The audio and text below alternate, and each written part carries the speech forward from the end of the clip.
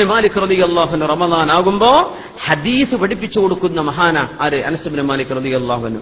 ഹദീസിന്റെ മജ്ലിസും അഹ്ലുൽ ഇൽമുമായി മുതഅല്ലിമീങ്ങൾക്ക് ഇൽമു പഠിപ്പിച്ചു കൊടുക്കുന്നത് പോലും ഉപേക്ഷിച്ച് ബഹുമാനപ്പെട്ടവർ യുഖ്ബിലു അലാ തിലാവത്തിൽ ഖുർആൻ ഓതാൻ വേണ്ടി മാറി നിൽക്കുമായിരുന്നു മഹാനായ അനസ് ഇബ്നു മാലിക് ഇബ്നു അനസ് റളിയല്ലാഹു തആല അൻഹു.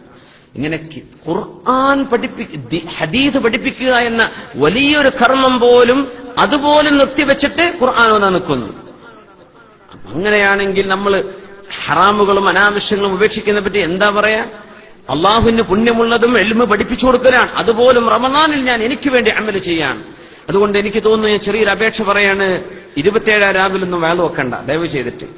27 രാവിന്റെ മുമ്പ് വേള വെച്ചോളൂ, അല്ലെങ്കിൽ റമദാന്റെ ലൈലത്തുൽ ഖദറിന് സാധ്യതയുള്ള ദിവസങ്ങളിലൊന്നും വേള വെക്കണ്ട. അന്ന് വേള വെച്ച് ഈ കൊല്ലം മുഴുവൻ കേട്ട വേള പ്രാക്ടീസ് ചെയ്യേണ്ട ദിവസങ്ങളാണ് അതൊക്കെ. അന്നും വൈകുന്നേരമാവോളം സുബയാവോളം വേള പറഞ്ഞ് നീച്ചു പോകും. അല്ലല്ല, നിങ്ങളൊന്ന് സ്വതക്ക ചെയ്തോ, അന്ന് ഖുർആൻ ഓതിക്കോളൂ, ഒരുമിച്ച് സ്വലാത്ത് ചൊല്ലിക്കോളൂ, തസ്ബീഹ് നിസ്കരിച്ചോളൂ, ഖിയാമുൽ ലൈലാവട്ടെ, ഇബാദത്തുകളാവട്ടെ, ഏതാനും ചില ഇൽമു പഠിക്കാനുള്ള കുറച്ച് ഹദീസുകൾ പറഞ്ഞു മതി എന്നല്ലാതെ നേരം വെളുക്കോളം വേള വിശുദ്ധ റമദാൻ അമലിന് വേണ്ടി മാറ്റിവെച്ചിരുന്നു മാലിക് ഇബ്നു അനസ് റളിയല്ലാഹു തആല അൻഹു. നമ്മൾ അന്നും വേള പറയിപ്പിക്കും. ഇതൊക്കെയാണ് അവസ്ഥകൾ. അപ്പൊ എന്ത് ചെയ്യുക? റമദാൻ ഇബാദത്തിന്റെ സമയമാണ്. വേളക്ക് അതിന് മുമ്പൊക്കെ മനസ്സിലാക്കി വെക്കുക. റമദാന്റെ മുമ്പ് റമദാന്റെ ഇടയിലൊക്കെ കാര്യങ്ങളൊക്കെ മനസ്സിലാക്കി വെക്കുക. അത് പ്രാക്ടീസ് ചെയ്യുക ഇൻഷാ അല്ലാഹ്. അല്ലാഹു തൗഫീഖ് ചെയ്യട്ടെ. അല്ലാഹു തൗഫീഖ് ചെയ്യട്ടെ. മഹാനായ സുഫിയാൻ സൗരി റളിയല്ലാഹു അൻഹു ഇദാ ദഖല റമളാൻ തറക ജമീഅൽ ഇബാദഹു വഅഖബല അലാ ഖിറാഅത്തിൽ ഖുർആൻ. മഹാനായ അല്ലാമ സുഫിയാൻ സൗരി തങ്ങൾ എല്ലാ ഇബാദത്തും വഅദും വറുദിയൊക്കെ മാറ്റി വെച്ചിട്ട് ഖുർആൻ ഓതാൻ വേണ്ടി മാറി നിൽക്കുമായിരുന്നു സുഫിയാൻ സൗരി റളിയല്ലാഹു തആല. ഇബ്രാഹിം നബി അയ്യൂബ് ബഹുമാനപ്പെട്ടവർ ഉദ്ധരിക്കുക, മുഹമ്മദ് ഇബ്നു അംർ അൽ-ഗസി റഹ്മത്തുള്ളാഹി അലൈഹി യഅകുലു ഫീ ശഹ്രി റമളാൻ അക്ലതൈൻ. രണ്ട് നേരത്തെ വളരെ ലഘുവായ ഭക്ഷണമല്ലാതെ മറ്റൊന്നും മഹാനായ മുഹമ്മദ് ഇബ്നു അംർ തങ്ങൾ കഴിക്കുമായിരുന്നില്ല. അപ്പോ ഇൻഷാ അല്ലാഹ് ഈ സമയം ഉപയോഗപ്പെടുത്തുക. ഇളാഅത്തുൽ വഖ്തി അശദ്ദു മിനൽ മൗത്ത്. സമയം നഷ്ടപ്പെടുത്തുന്നത് മരണത്തെക്കാളും ഗൗരവമാണ്. കാരണം മരിച്ചുപോയാൽ ഈ ദുന്യാവുമായി വേർപെടുന്നു എന്നേ ഉള്ളൂ. സമയം നഷ്ടപ്പെടുത്തിയാൽ നാം അള്ളാഹുവിൽ നിന്ന് മുറിയപ്പെടുകയാണ്. അതുണ്ടാവരുത്. അതുകൊണ്ട് അള്ളാഹുവിനോട് ചോദിച്ചു വാങ്ങുക. അള്ളാഹുവിന്റെ നഫഹാത്തുകളും റഹ്മാത്തുകളും വാങ്ങി വിശുദ്ധ ലൈലത്തുൽ ഖദറുമായി സന്ധിച്ച് പരിശുദ്ധമായ ബദരീങ്ങളുടെ ആണ്ട് വരുന്ന ദിവസമുണ്ടതില് വിശുദ്ധ ഖുർആനിന്റെ അവതരണം നടന്ന റമളാൻ 24-നാണ് വിശുദ്ധ ഖുർആൻ അവതരിച്ചത്. നിങ്ങൾക്ക് ഓർമ്മ വേണം. റമളാൻ 24-ന് റമളാനിന്റെ ലൈലത്തുൽ ഖദറിലാണ് ഖുർആൻ 7 ആകാശങ്ങൾക്കപ്പുറത്ത് നിന്ന് 1-ാം ആകാശത്തെ ബൈത്തുൽ ഇസ്സയിലേക്ക് ഇറങ്ങിയത്. അത് ഒന്നാകെ ഒരുമിച്ച് ലൗഹുൽ മഹ്ഫൂദിൽ നിന്ന് 1-ാം ആകാശത്തെ ബൈത്തുൽ ഇസ്സ എന്ന അള്ളാഹുവിന്റെ പള്ളിയിലേക്ക് മസ്ജിദിലേക്ക് ഇറങ്ങിയതാണ്. ഇന്നാ അൻസൽനാഹു ഫീ ലൈലത്തുൽ ഖദർ. ഹിറാ ഗുഹയിലേക്ക് ഖുർആൻ ഇറങ്ങിയത് റമളാൻ 24-നാണെന്നാണ്. അപ്പോ അതുമാത്രമല്ല, തൗറാത്തും ഇഞ്ചീലും സബൂറും ഇബ്രാഹിം നബി അലൈഹിസ്സലാമിന്റെ സുഹഫും ഇറങ്ങിയത് പരിശുദ്ധ റമളാനിലാണെന്ന് അഷ്റഫുൽ ഖൽഖ് സ്വല്ലല്ലാഹു അലൈഹി വസല്ലം തങ്ങൾ പറഞ്ഞിട്ടുണ്ട്. അപ്പോ വിശുദ്ധ ഖുർആൻ ഓതേണ്ട സമയങ്ങളാണ്. അതിന് പ്രത്യേകമായ സമയം കണ്ടെത്തി അള്ളാഹു നമ്മെ അനുഗ്രഹിക്കുമാറാകട്ടെ. റമളാനിൽ ഉംറക്ക് പോകുന്ന ആളുകളുണ്ടാവും. ഫഹനി അല്ലക്കും മബ്റൂക്കീൻ. നമുക്ക് അള്ളാഹു ബർക്കത്ത് ചെയ്യട്ടെ. ദുആകൾ ഉൾപ്പെടുത്തണം.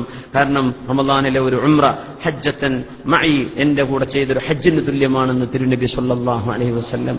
പിന്നെ നമുക്കറിയാം, എല്ലാ ദിവസവും സുബ്ഹി നിസ്കാരം ജമാഅത്തായി നിസ്കരിച്ച് സൂര്യൻ ഉദിക്കുന്നവരെ കാത്തിരുന്ന് ഒരു 20 മിനിറ്റ് കഴിഞ്ഞ് 2 റക്അത്ത് ഇശ്റാഖിന്റെയോ ദുഹയുടെയോ നിസ്കാരം നിസ്കരിച്ചു കഴിഞ്ഞാൽ ഇൻഷാ അല്ലാഹ് അവർക്ക് ഉംറ ചെയ്തതിന്റെ കൂലി കിട്ടുമെന്നും തിരുനബി സ്വല്ലല്ലാഹു അലൈഹി വസല്ലം. കഴിയുന്ന ആളുകളൊക്കെ നോമ്പ് തുറപ്പിക്കുക. ഒരാളെങ്കിലും കൂടെ നോമ്പ് തുറപ്പിക്കുക. എങ്കിൽ നോമ്പ് നോറ്റവന്റെ കൂലി ആൾക്ക് ലഭിക്കും. രാത്രി ഇശാ നിസ്കാരം ജമാഅത്തായി കിട്ടിയാൽ രാത്രി മുഴുവൻ നിസ്കരിച്ച കൂലി കിട്ടും. സുബ്ഹി നിസ്കാരം ജമാഅത്തായി നിസ്കരിച്ചാൽ രാത്രിയുടെ പകുതി നിസ്കരിച്ച കൂലി, ഇശാ നിസ്കാരം നിസ്കരിച്ചാൽ രാത്രിയുടെ പകുതിയും. ഈ രണ്ടും കിട്ടിയ രാത്രി മുഴുവൻ അള്ളാഹുവിനെ വേണ്ടി നിസ്കരിച്ചതിന്റെ പുണ്യം ലഭിക്കുമെന്നാണ്. ഖിയാമുൽ ലൈലും തറാവീഹും 20 റക്അത്ത് തന്നെ ഇൻഷാ അല്ലാഹ് നമുക്ക് നിസ്കരിക്കണം. 4 മദ്ഹബിന്റെ ഇമാമിയങ്ങളും അഭിപ്രായപ്പെട്ടതും ഹദീസുകൾ വിശദീകരിച്ച് വിശകലനം ചെയ്ത് അവർ മനസ്സിലാക്കിയെടുത്തതും 20 റക്അത്ത് എന്നാണ്. ഇൻഷാ അല്ലാഹ് പറ്റുന്നവർ പൂർത്തിയാക്കിയിട്ട് തന്നെ നിസ്കരിക്കണം. അതിലേറെയും ഖിയാമുൽ ലൈലുകളായി 20 തരം ഒതുക്കണ്ട.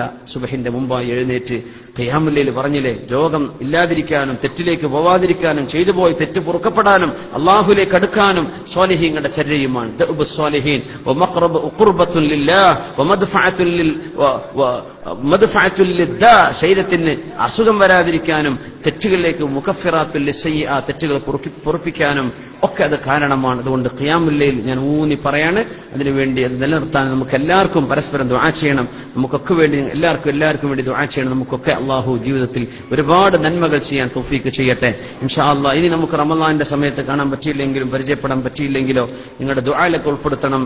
എല്ലാവർക്കും ഇൻ അഡ്വാൻസ് ഈദ് റമളാനിന്റെ എന്താണ് റമളാൻ കരീം അല്ലെങ്കിൽ റമളാൻ മുബാറക് എന്ന ആശീർവാദങ്ങൾ നമ്മൾ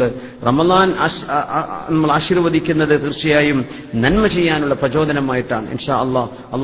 അല്ലാഹുമ്മ ജഅൽ ഹാദാ റമളാൻ, ഈ റമളാൻ അല്ലാഹുവേ നീ ഞങ്ങൾക്ക് മൗസിമ ഖൈറും വതഅത്തിൻ വസദഖത്തിൻ വഇബാദ, ഒരുപാട് നന്മയും ഒരുപാട് സദഖയും ഒരുപാട് നല്ല കാര്യങ്ങളും ചെയ്യാനുള്ള അവസരമാക്കി തരണമേ പടച്ചവനെ. നമുക്കും മുസ്ലിം ഉമ്മത്തിനും ഒരു അപകടവും ഒരു പ്രയാസവും ഒരു ആപത്തും വിപത്തുകളും ഒന്നും സംഭവിക്കാതെ ആ വിശുദ്ധമായ റമളാനും അതിനുശേഷം വരുന്ന ഈദുൽ ഫിത്റും ഒക്കെ അനുഭവിക്കാനും ആഘോഷിക്കാനും ഒക്കെയുള്ള അവസരം മുസ്ലിം ഉമ്മത്തിന്, പ്രത്യേകിച്ചും പ്രയാസങ്ങൾ അനുഭവിക്കുന്ന മുസ്ലിം രാജ്യങ്ങളിൽ അല്ലാഹു തആല ഇതിനൊക്കെ അവസരം അല്ലാഹു എല്ലാവർക്കും നൽകി അനുഗ്രഹിക്കട്ടെ. എല്ലാവരുടെയും ദുആ ഉൾപ്പെടുത്തണം വസിയത്ത്